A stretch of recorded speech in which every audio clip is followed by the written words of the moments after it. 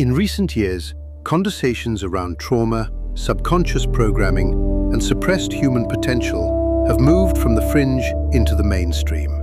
But while many people talk about healing, fewer explore what's happening beneath conscious awareness. What if the beliefs shaping your life weren't chosen, but installed?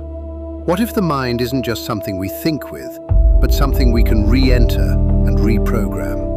Tonight's conversation isn't about surface-level self-help. It's about hypnotherapy, subconscious access, trauma recovery, and the deeper question of whether consciousness itself holds abilities we've forgotten. Joining us today is Chloe Jimenez Peters, a clinical hypnotherapist, trauma-informed coach, and narcissistic abuse specialist whose work focuses on subconscious reprogramming, nervous system healing, and helping people reconnect with their intuition and sense of self.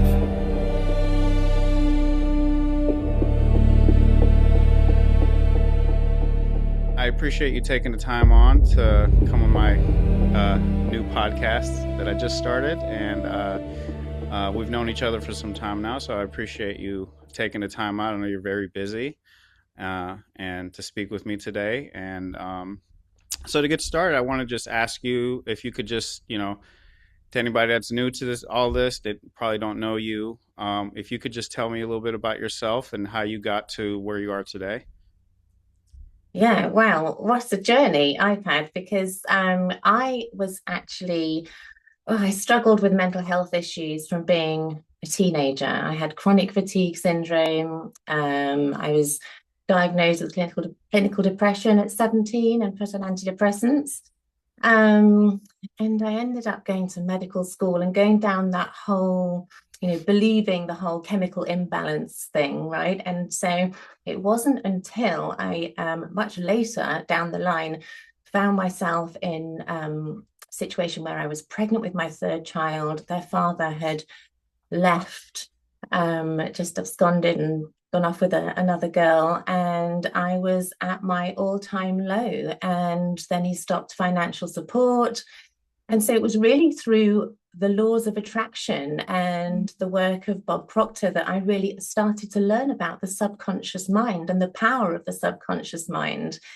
And through that obsession and just studying the subconscious mind, I then came across this training in a hypnotherapy training called Rapid Transformational Therapy. And when I saw it, I was so excited. I was like, this is what I should have always been doing. And I just leapt into that training. I just felt like this is my purpose. This is, because I'd kind of been between, should I become a dentist? Should I become a plastic surgeon? But when I look back now, it was always to make people happy and free them from fear, right? Because I'd, as a child, been terrified of dentists, and I never wanted anyone to go through that pain. So I was like, well, I could be a different kind of dentist, or maybe I could help people be happy by changing their appearance. And so back then, decades ago, that was my idea of making people happy and freeing them from fears. So then when I found this, and I understood this is the root, actually, and I understood that 95% of our beliefs are formed before we're 7 years old, before we even have a choice, and that children are actually in hypnotic brain states.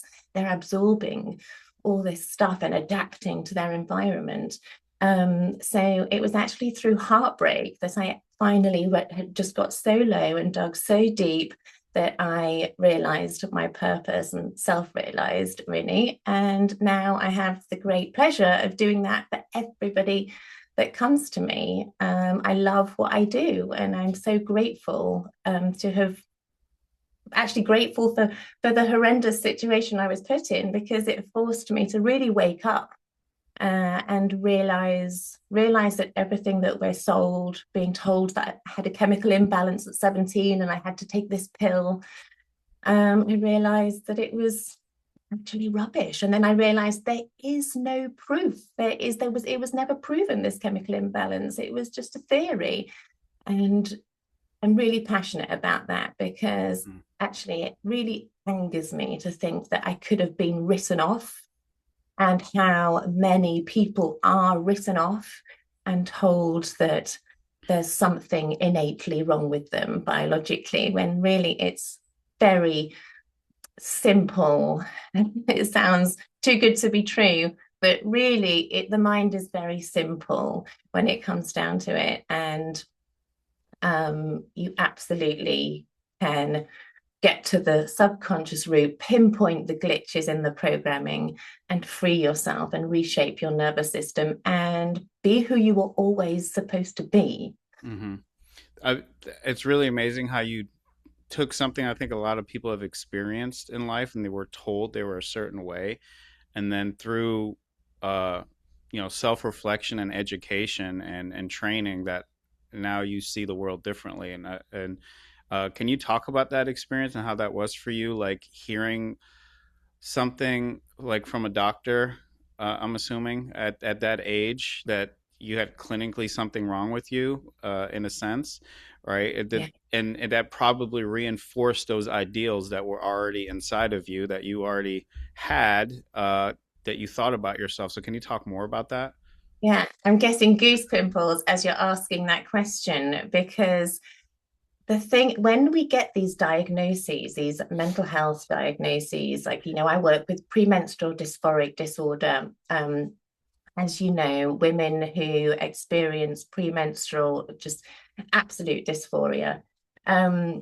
And of course, everybody wants to know what's wrong with them. I remember being a teenager and people saying to me, what have you got to be depressed about? And if we knew with our conscious minds what was wrong with us, we'd have solved it, right? But it's subconscious programming. But the reason these diagnoses feel like such a relief and actually resonate is because of the beliefs themselves, Dennis, to the effect of I'm bad. I'm bad. I'm not enough. Actually, that belief, I'm bad, there's something wrong with me, is a very common childhood belief. And I find it every time I do a root cause resolution session for depression. I find this belief, I'm bad, there's something wrong with me. A little child has taken on this belief. And of course, this is the perspective that they're seeing life through, the lenses through which you're seeing life through. At an unconscious level, you're believing that you are bad, that there's something wrong with you. So when a doctor tells you you've got a chemical imbalance, of course, it resonates, because unconsciously you're already believing that there's something wrong with you and that you're bad. But Mm-hmm. It was a misperception of a child, and you're still carrying it because we're programming ourselves all the time from being in the womb. We have to adapt to our environment in order to belong, because we can't survive without an adult caregiver as little children. So we have to save that connection all the time. That connection to our caregivers comes above anything. And so we're concluding things all the time about our environment in order maybe not to do that again, so that I don't feel rejected. And for me, I'll give you me as an example. My father was really big on academics, and he didn't, he meant well, but it's that old-fashioned thing of, when you grow up, you will be a doctor or a dentist or a lawyer. And my 8-year-old mind went, what's wrong with me? There must be something wrong with me if he needs me to be that in order to be significant. And there's the imprint laid down. I'm bad. There's something wrong with me, because I'd hear him say to my little sister, oh, you could be an actress. You could be this, you could be that. But he was saying to me, the eldest child, you're going to be a doctor. And for me, it was so overwhelming. I've got to do all this, I've got to climb this massive mountain and become this person, and then I'll be significant. So it can be really seemingly innocuous stuff, right? Because trauma is, everybody has it on some level. We're talking about limiting beliefs. It's a human phenomenon, and we're upgrading our software on our phones, on our computers all the time, but we're not upgrading our own programming, and we're running off this, and the nervous system is reacting to what we're perceiving all the time. So I'm glad you touched on that, because that was something that I wanted to ask you about. Like, because So what you're basically saying is that like a lot of our beliefs, limiting beliefs, like that we're not good enough or that we're not enough, is usually a misinterpretation that we have as a child, that we may be hearing something or experiencing something from our parents. So it's a lot of it's generational trauma, and then we don't understand what's actually being communicated to us, and then we hear it in a child's mind, and then we take that on into adulthood without even recognizing where that actually came from. And so would you say that, like, is that most of the cases for you, if when you go people under hypnotherapy, that a lot of their root causes stem from a moment like that in general? Yeah, I mean they're multiple, they're kind of layered. That's kind Okay. of like complex trauma, right? Because I see it as there's two types of trauma. There's trauma are these experiences, um, things that have happened to us that should never have happened to us. But then you've got this complex trauma where the things that should have happened that didn't happen, right? Like having your needs met, being heard, being understood. So a lot of people say, but I had a brilliant childhood. Like I don't have any trauma. And and I'll challenge that, because we all do. Nobody's perfect. Nobody wakes up and says, today I'm going to mess up my child. But this is the human experience. And children don't have a critical factor. They can't filter out things because their conscious mind isn't fully developed yet. They're in hypnotic brain states. So they're concluding things the only way they possibly can without this critical factor fully formed. So that's really interesting, because to me that just tells me that, like, it's extremely important that, like, once you gain some awareness of this as an adult, to work on your own generational trauma and issues, because you don't want to inadvertently pass those things down to the next generation. So and I think, you mentioned in a conversation we had prior that about stress and how that affects everything. And I'm sure it all stems down from a lot of these, receiving a lot of this generational trauma, these feelings that I'm not enough, that I'm not doing the right things. And of course, we stress ourselves because we don't feel like we're living up to a standard. So can you talk more about how, like, stress connects to everything? Yeah, because when I was studying and I was before my awakening, and I'd hear and I'd see reports saying, well, 80% of disease is caused by stress, and I'd be poo-haring it. Now that I've studied the polyvagal theory, I understand it absolutely is. Of course it is, because of the pathways that occur when you're in a stress response. And here's the thing, most of us haven't upgraded our software, our subconscious software. So we are seeing life through the lenses of an overwhelmed child, in a sense, right? Because a lot of children go, I need to fix this, but I can't. So everything feels really overwhelming. And there's the anxiety as an adult screaming out for you to go, look at the glitch. What's, like, why are you why are you reacting to somebody seeing you, right? A lot of people have fear of judgment that creates anxiety in them. So of course that activates stress responses. And when we say stress, we're talking about the stress responses of fight or flight. And then when you reach your threshold of fight or flight, your body will come and protect you further and put you into shutdown, into freeze response. There are some great videos out there on the internet of, I think it's an antelope being chased. And so it's being chased and it's running. It's in flight response. And then it gets caught, and then it just plays dead, right? So then the predator ends up walking away, and this antelope is just playing dead. And then it will start moving, mobilizing energy again, coming back into the fight response or the flight response so it can flee again. These are natural responses. We don't need to fear them. We don't need to be taking a pill to stop the fight or flight response. We need to be looking at what is causing the fight or flight response in a situation where there is no danger. It's what you're interpreting. Okay, so you're basically saying is, like, most of the things we can heal just through the subconscious mind. Like, we don't need a pill. We don't need to go go through the.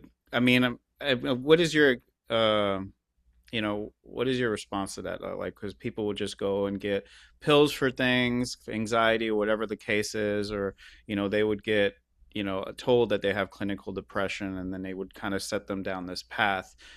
Can you tell us about that? Yeah, and I find that really heartbreaking that people are being written off and not being informed about how their body is working for them, what program is creating this. And it's just writing people off. It's actually denying them their innate power to heal. And the body wants to heal if you give it the right environment, right? But if you are chronically stressed because you have bills coming in, we live in a very fast-paced world now. It's increasingly demanding of us. And so our body's in these stress responses. And when you're in a stress response, the nutrients, the blood flow will stop going to certain systems, like your reproductive system, for example, deny it. And so then we have, the polycystic ovaries, the infertility, the endometriosis, because that's the result of starving a system. And so I think throwing a pill at it that is maybe going to help one chemical pathway, one physiological pathway, but then be a detriment to another physiological pathway, I think is criminal. Yes. This is the world we're living in, the society that we're living in. So I'm really passionate about helping people realize the power they have to heal when you set the right environment internally. Mm-hmm. It's the same with nutrition, right? That's if you've not got the right nutrition, you're creating trauma in your gut. That's where most of the serotonin is created. Yeah. So that's also traumatic, but you've got to look at your subconscious programming from childhood and do the inner child work so that your system can remain in homeostasis, and so that your nervous system is flexible. It's flexible. You can, oh God, look what's happening to me. And you can move yourself out of these states when you have the awareness and you understand what's going on, what you were believing, what thoughts you were having in that moment. Yeah. So that I want to talk to you about that in just a minute. I think I wanted to kind of maybe just bring up a good example. I think you do have a lot of you work more with women than you do with men, correct?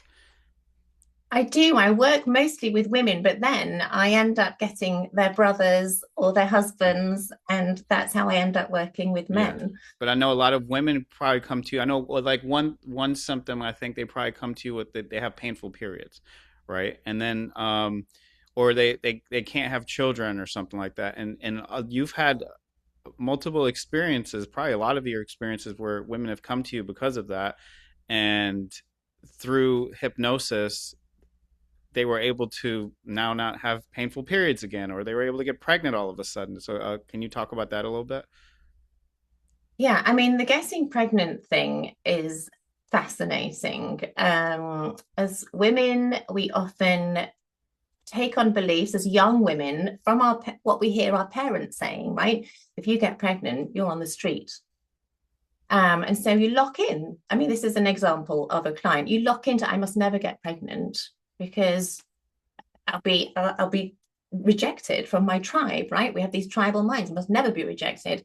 And so sometimes it can be as simple as that. What else? I mean, they're just beliefs like I'm not a safe person. I'm not good. I'm a bad person. So you reject the embryo because you're not a good person. You're a bad person. This is the belief that you're having. It's just a misperception of experiences you've had. So could you that's no, thank you for that. I appreciate it. Sorry, I didn't mean to cut you off. So could you actually talk about that process? How you like from the beginning, how you get someone into hypnosis and get them into the subconscious state and what actually happens to them? Could you walk us through that? Yeah, because everybody that thinks about doing hypnosis feels quite uneasy about hypnosis because we grow up watching these stage hypnotists and barking like dogs or doing things that you just think, oh my God, I'm going to be out of control. I used to think that too, but it's not like that at all. You're actually more in control of yourself. You're just shutting off the outer noise. So you're slowing down the brain state, and you don't feel any different to how you feel in your normal conscious state. You're just quietening the conscious mind. So we do like a 5-minute induction to get you into this state. And then the first part of it's like a 2-hour session normally. And then the first part, we go straight into regression. We ask your subconscious mind to go back to a time. Let's say we're working on infertility. We're sending your mind right back. Your mind is going to present to you a scene, a memory, a time in your life, all to do with the absolute root cause of this infertility. And we do this like 3 or 4 times. We'll do like 3 or 4 scenes, and we're getting really clear on the feelings in these scenes and memories that you couldn't normally access with your conscious mind, that you're probably not even aware of. And whatever comes up, we deal with that, we work with that. And it's really your adult self or your higher self rescuing this inner child and actually changing the imprint that you made at that time, because you can see so clearly with your adult eyes and your adult mind that could never be true. How could you ever be bad and not worthy of love or having what you desire in life? And so it's a reconnection to self, because really what we're talking about with trauma is that you splintered from wholeness, you splintered from self. So it's really coming back to who you really came here to be before those things happened to you. And so then, the rest of the session is using all these reframing tools, and then you'll go away from that session with a 15-minute recording with the new empowering beliefs pertinent to what came up, the opposite of what you were carrying. And you'll listen to that for 30 days when you go to sleep at night. And as you're sleeping, your mind is rewiring. And this is the beauty of neuroplasticity. Like a meditation.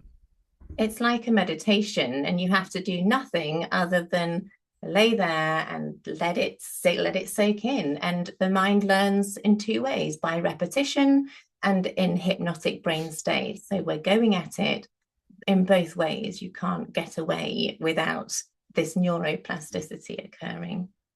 So I think one thing I wanted to mention, I think is extremely important, because I think there's a huge misconception, and you kind of hinted on it a little bit about what hypnotherapy actually is and what actually happens. And I think a lot of people have this feeling that like the therapist is putting thoughts into the person's mind and changing the wiring, but it's really, going through it myself, you're doing the work, you're doing everything, you're kind of just facilitating and helping people go down the right path. But the person themselves is the one that's actually doing the work. They're actually you're not telling them what scene to go into. They're the ones pulling that up. They're the ones feeling the emotions from that scene. So I wanted to just bring that up, because I think it's extremely important, because hypnotherapy is not you going into hypnosis and somebody's just changing you. That's not how it truly works. Yeah, and I suppose that's what traditional hypnotherapy was like, where you don't do the root cause resolution. Someone's just giving you new beliefs to take on, but you can't sort of plant seeds where there's nasty weeds, because they won't thrive. You've got to pull out the weeds. And you're right, I am the practitioner holding this sacred space for you to find your resources, because I'm not going to be able to give you the right resource. You've got to find the right resource for you. And it couldn't be more powerful when you're finding the right resource. So yeah, absolutely. It is you going back to wholeness by me just holding that sacred space and guiding you to find the the resource in that moment. Mm-hmm. I mean, it's really incredible how it all works. But like, how do you handle? Because you must hear a lot of hard things. So how do you handle it? Because obviously, going through it yourself and having your own traumatic experiences, like how do you, all the time you're hearing things that are really hard and probably extremely triggering for you. So how do you handle something like that? Um, you know, I'm very resilient, and the beauty of whatever is exposed in the session, because like you say, sometimes things are exposed that the patient didn't know about. But the beauty is that whatever is exposed, I mean, it was like this malignant thing that was there that they didn't know was there. And it's just like you are actually facilitating the dissolution of the effect of that, really, because you're not going to change the reality that it happened, but you can change the meaning you made in that moment about it for them. And so I'm just so grateful that we were able to find it, the malignant glitch. And of course, sometimes I do cry with them. They don't know. I've got tears streaming down my face sometimes, because no child should experience certain things. But the reconnection is so beautiful, and the fact that I get to do this in this life, I am so grateful that I get to do this. That's really amazing and really beautiful.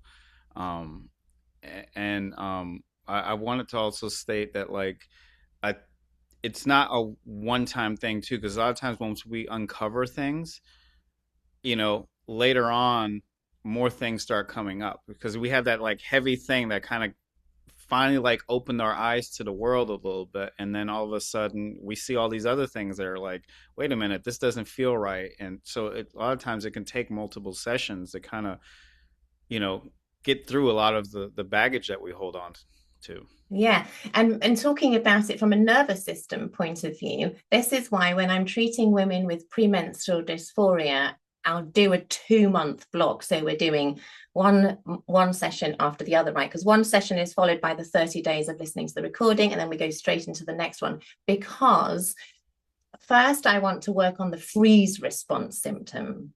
Because when people are shut down and they're in freeze, and a freeze response symptom will be depression, chronic fatigue, dissociation, that's the nervous system protecting you. The highest form of protecting you is to shut you down. So when we remove that layer that has been shutting you down, often then fight or flight becomes stronger, right? Maybe it's really normal if maybe the anxiety gets louder. So then we'll deal with the anxiety in the second round of the transformational hypnotherapy, because there are layers. Yes, now you're able to feel stuff that you weren't able to feel before. So now these are just, the symptoms are just alarm bells. They're actually messages showing you there's something unconscious causing this, and it's just a message. You mustn't fear them and numb them.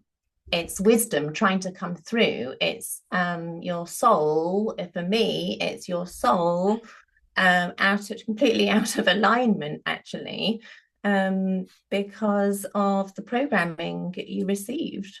Yeah, and you find that a lot of people change afterwards drastically a lot of the times, right? They change, their personality changes because they see the world differently. A lot of people leave toxic relationships that they're in as well. So like it happens so fast for a lot of people. There's like a lot of things that are happening. You talk about that a little bit. Do you see a lot of that happening? Because you suddenly have immense clarity. You have this deep sense of security about yourself, and then you can actually, when the nervous system is calm, you can actually feel into the intuitive guidance as well, and you feel confident.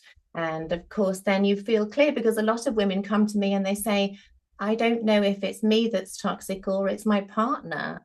And then, of course, doing the work, they get the clarity that they have been settling for breadcrumbs, settling for less than, because they were believing that they weren't enough. So when you believe at a subconscious level that you're not enough, of course you're going to accept breadcrumbs. Mm-hmm. And then a lot of people realize their vocation, their sole purpose, because they were so like me with my you will be a doctor, you will be a lawyer. With all of this programming, you don't get to really feel into what you would like to do, what you know, and it's like, no, what you want matters. Now you're programmed with what I want matters, I matter, my feelings matter, I'm more than enough, I'm totally lovable. And so, of course, your lenses through which you see yourself and you see your life are totally different. So naturally, people start going, I don't want to do this job anymore. I'm going to do this because this is what lights me up. Or I'm going to let go of this relationship because this is bullshit. Why am I tolerating this? I deserve more. It's really amazing because to me, it really just sounds like you're teaching people to love themselves again. You know, you're bringing them back to that state where they really should be at. And when they see the world like, oh, I deserve things, I deserve certain things, then they're being more who they truly are.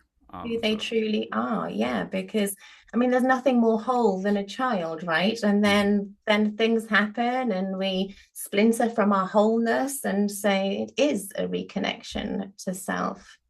Because we slowly abandon ourselves through our lives, unconsciously prioritizing connection to our caregivers and people we depend upon, and then we remain like that in adulthood.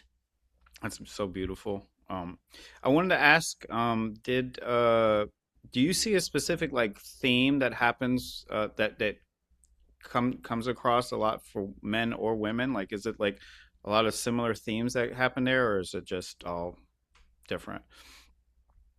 Let me think. Well, I see themes between symptoms. For example, with my premenstrual dysphoric disorder patients, they often suffer from, well, depression, anxiety, and anger, rage, and this irrational rage. It's funny because I see patterns even in the scenes that come up.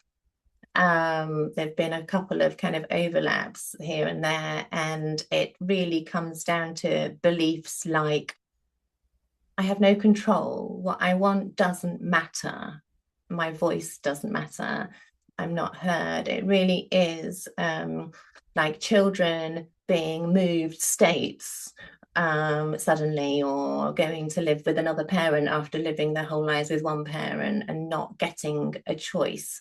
It is this, I have no choice and what I want doesn't matter. And then, like I said, with the depression beliefs, the depression and the dissociation, the chronic fatigue, that's the ultimate abandonment. And that is, I'm bad, I'm wrong. And that's because, and that's why your nervous system is in the ultimate stress response, freeze, because when you've gone through all the others, you are then sent into freeze response. Your body's just protecting you. It's doing its job. But yeah, it's merely these glitches in the programming. I think I brought that up is because I think some of these issues could be like societal issues as well. Like being a man growing up, you know, we hear a lot like suck it up, you know, just take care of it, don't cry. You know, in growing up as a man, like you hear a lot of other men saying similar things about how they're, you know, they were raised that way, and there's a lot of pressure put on us. So like, you know, I think there's certain pressures that I think society puts on us. That's why I was just curious if there was like, it's really important, Dennis, really important that you bring that up, because this is why we have this pandemic of narcissism, right? Because a narcissist, or I mean, everybody has some level of narcissism in them. But, you know, we're talking about highly narcissistic people, and that is the result of a sensitive child having trauma and them locking into this belief system that creates this whole persona that protects them from ever having to look at the pain. And you can, it's like this fork in the road, sensitive child with trauma, and they'll be like this empath, sensitive, codependent, kind of wanting to fix everything, or the narcissist who is and has this massive protective ego. And unfortunately, there, as a result of what you just said about boys needing to suck it up, there's so many men who are not in touch with their feelings and won't take responsibility for their stuff, because it's too painful to go there. They just decided that they wouldn't go there unconsciously as children because it was too dangerous. They got rejected, they got punished, and so it can never be their fault. Can never be their fault. Mm-hmm. So they will never be accountable for anything in a relationship. And a relationship is a dynamic, right? But so everyone has a part to play, but they would rather just blame, because this is the programming that they created. And so in my experience and my belief is that there's no help for them because they're so firmly locked into this belief system, which they will never take accountability for and look at. And it's very sad. So we have a duty now with the next generation to make sure that boys really understand that their feelings are safe to feel, their feelings matter, they matter. It's so powerful, like when you think about it too, because it affects when a man is like that too, and obviously hasn't worked on himself and has these qualities, which literally reinforces all of the qualities that women, that all these belief systems that women grow up thinking too. So that's it creates so much toxicity in relationships. So when a woman does come to you and get help, and then they see that their husband or boyfriend is acting in these narcissistic ways, they don't want to be part of it anymore. And a lot of times, that's why I think it's important for people to recognize, like, if your significant other is going through healing like that, it's not just healing for that person. You have to go through healing yourself too, because they're going to change, and when your partner changes and you don't change, it's not going to work. It's never going to work out. You don't want to like drag the other person along. So it's a balance. You got to recognize it's not just the other person that needs to work on themselves. You need to work on yourself too. So I just wanted to bring that up because I thought that was extremely important. It's really important because, and before I say this, I just want to say, because I'm not saying that it's just men that are narcissists. I'm just saying, there's many narcissistic women as well.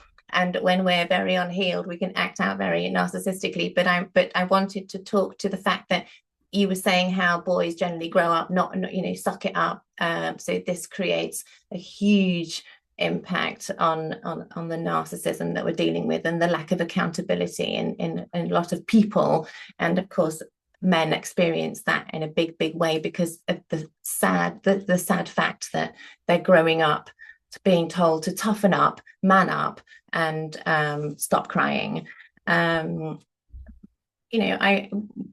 most of us did grow up saying stop crying, hearing stop crying or I'll give you something to cry about.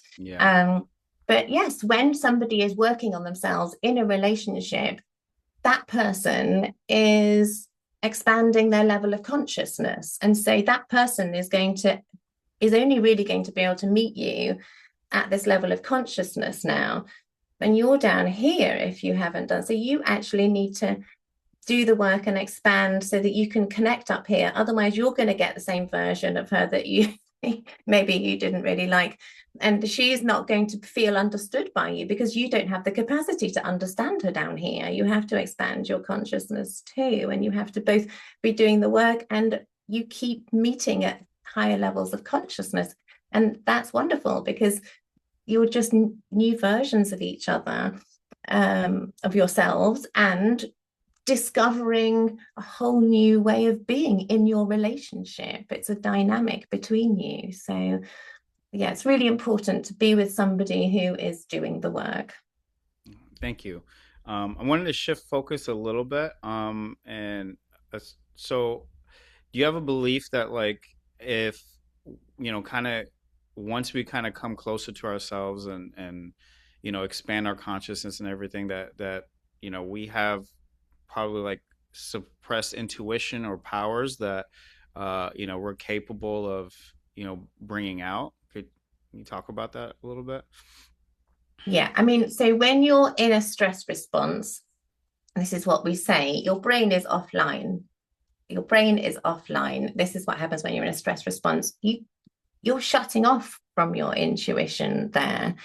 So when you're doing this work and you have this awareness and you're understanding how amazing your body is and how it's coming to protect you, and you're recognizing and naming what is occurring in your body, you can differentiate between an intuitive nudge or what's a stress response, right? Because somebody who's not doing the work might say, oh, I'm feeling like my intuition is just telling me to run from this person. And it's like, I hear that and I think that's a flight response. That's a nervous system response, because an intuitive nudge and an intuition feels like a deep knowing. There's no fear involved. It's a deep knowing. It feels expansive, whereas a nervous system reaction is contracting and there are fears involved. So when we're talking about unlocked powers, which sadly our society, it's almost like it's hidden from us. And we know, of course, it's hidden from us in society because they don't want us. They don't want us to think for ourselves and be, recognize patterns and truth seekers and speakers.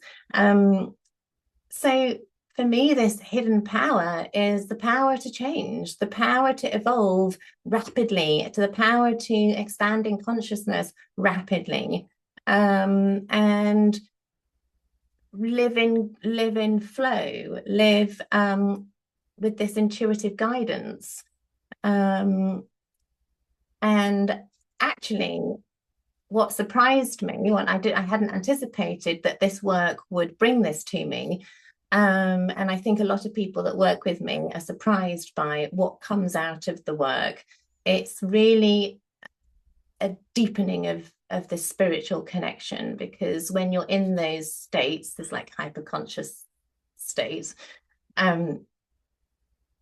it's infinite power, right? It's infinite power. And I think you realize that you are the universe, you are source, you feel this oneness, right? And we're purposely disconnected from that so that we don't realize that, I think. And the power of this reconnection is a reconnection to life force. Yeah. And the depression is a disconnection from life force.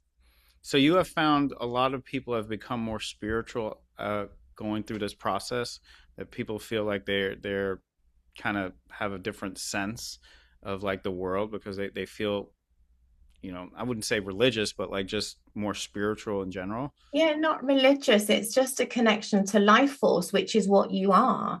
And I think that is a natural byproduct of doing that work, realizing, oh my goodness, I am a soul. I'm not a body. I have a body, but I am this spiritual being.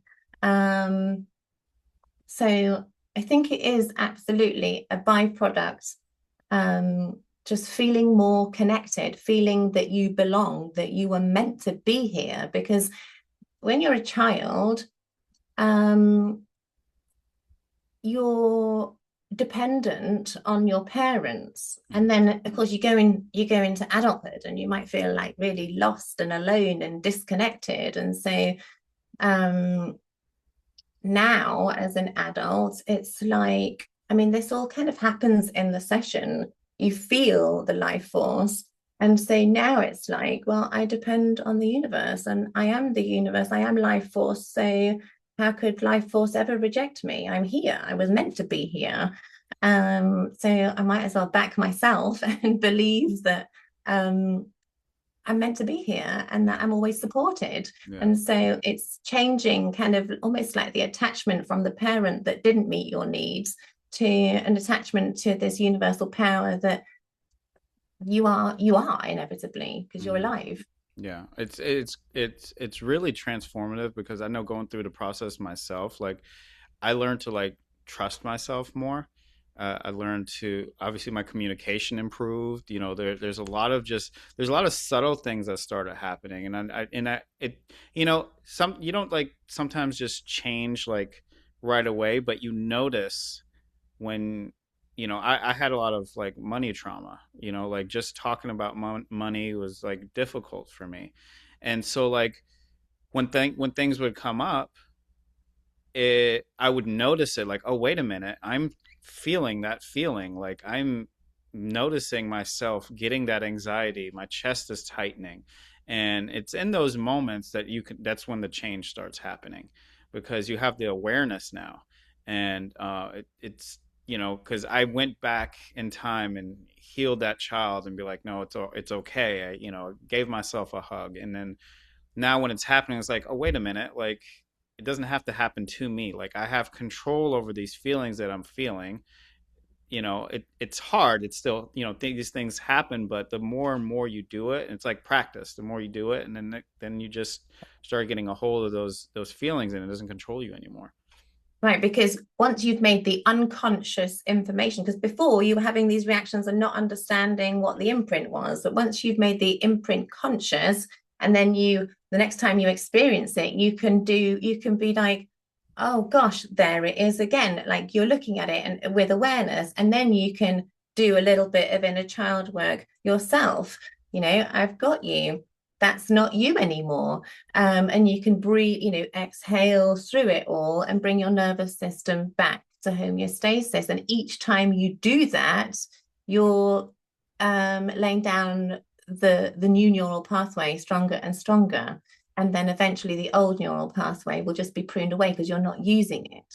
So it is in those moments where you have the opportunity to do more work moving forward. Yeah. It's really incredible because for the most part, I see it, you know, like most men aren't very emotionally intelligent, I don't think, you know, because of the things that we did here.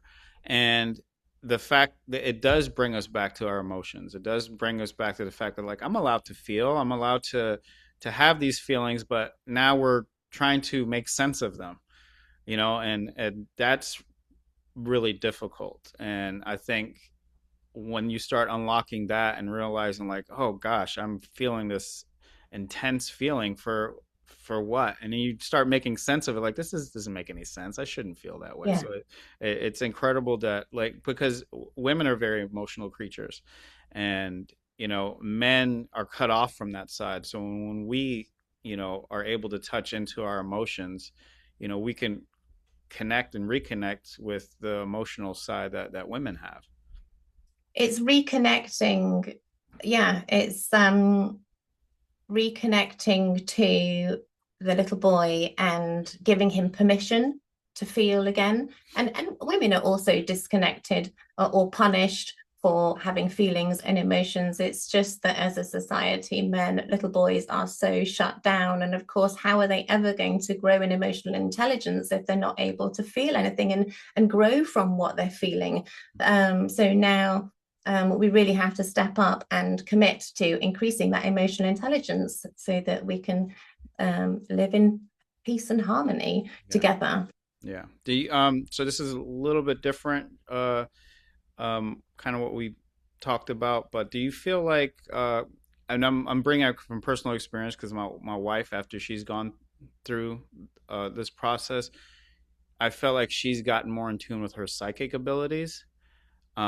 So can you talk about that a little bit? Have you had any experience with that or anything? I think the more work, I think, you know, we all have the capacity to polish these skills. I think the more work you do on yourself, the more connected you are to the universe and the more downloads you're going to get. I call them downloads, right? Information. I think it's just a natural thing. learning to listen to yourself.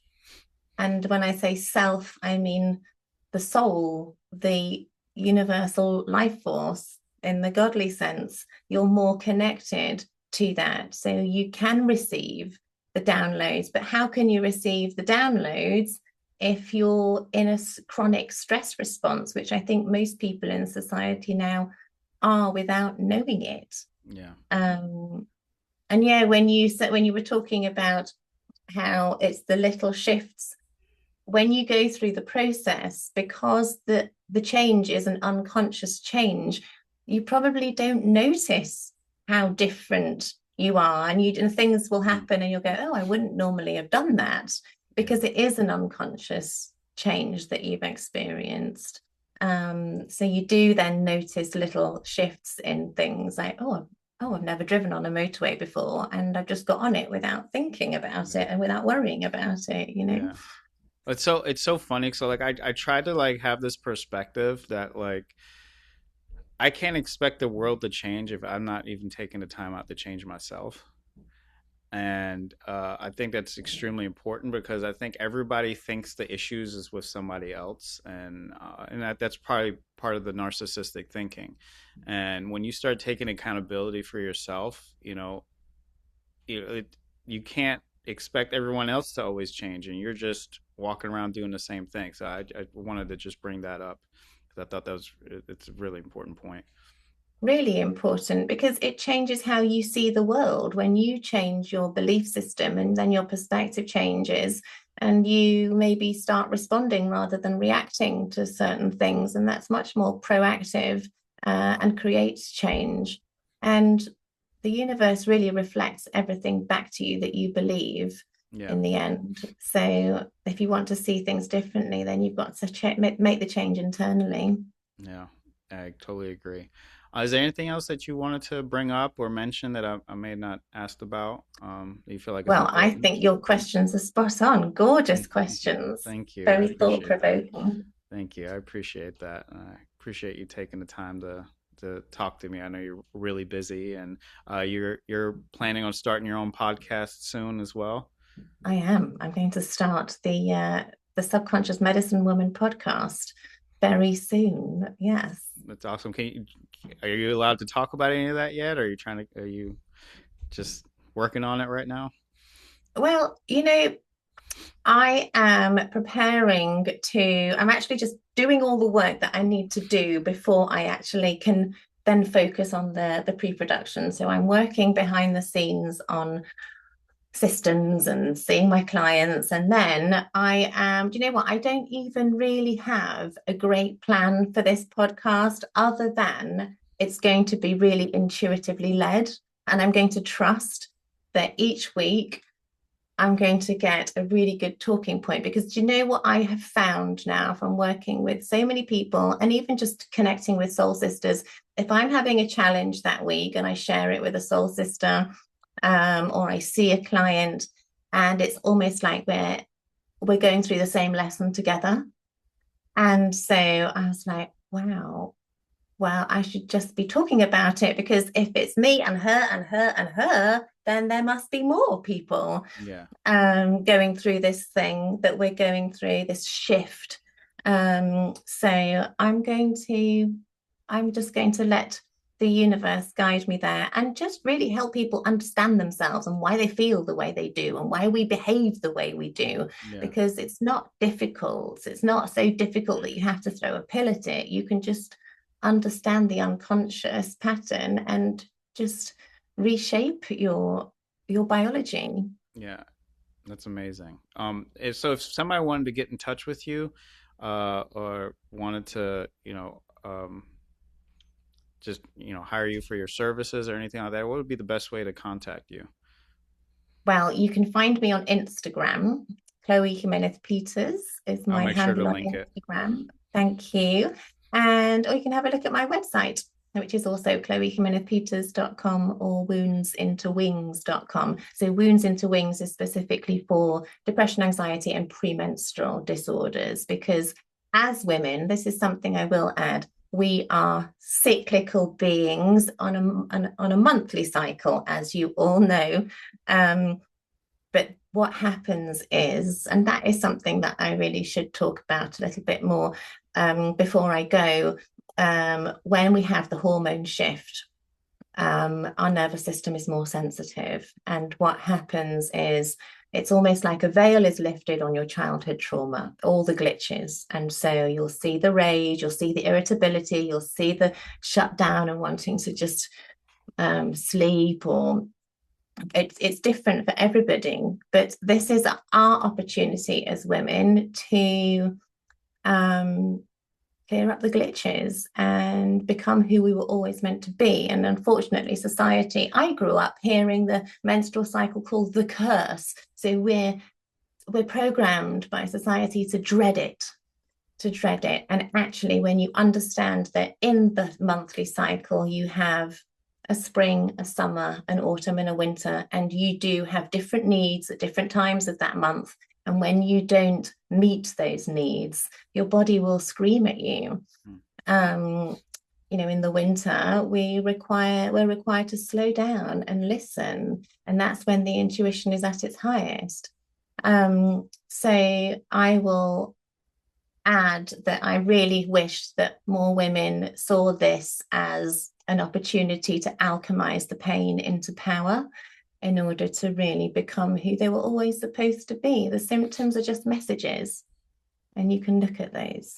Well, I'll make sure to put your information in on the video, so people want, if any women out there, or even men, because I find this extremely valuable for me. It's changed my life as well. So, that they can find you. And so yeah, I love working with men, and men with depression. And actually, one man comes to mind who I worked with for depression, and he ended up wanting to go and do purpose work himself and doing this kind of work.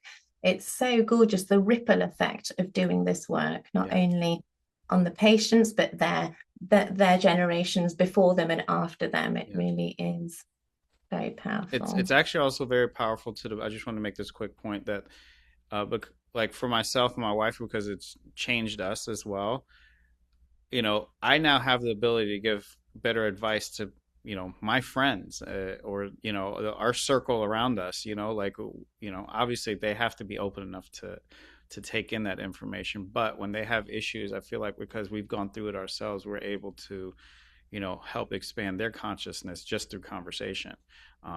So there's so much wisdom, isn't there? Yeah. So this work is extremely important in help changing the world and help raise consciousness all the way around. I mean, it's the greatest gift you can give your children. I always say that this is the greatest gift you can do. You can give your children, doing your own inner child work, because children's minds work very differently to adult minds. Yeah. And when you can be with your inner child in a hypnotic state, you really get such a deep understanding of that. Yeah. And your parenting becomes so much more conscious. That's amazing. Well, thank you so much. I appreciate you taking the time out, and I know you're very busy, so thank you again for coming. Bless you. Thanks for inviting me. It's fun. I appreciate it. Thank you. Thank you.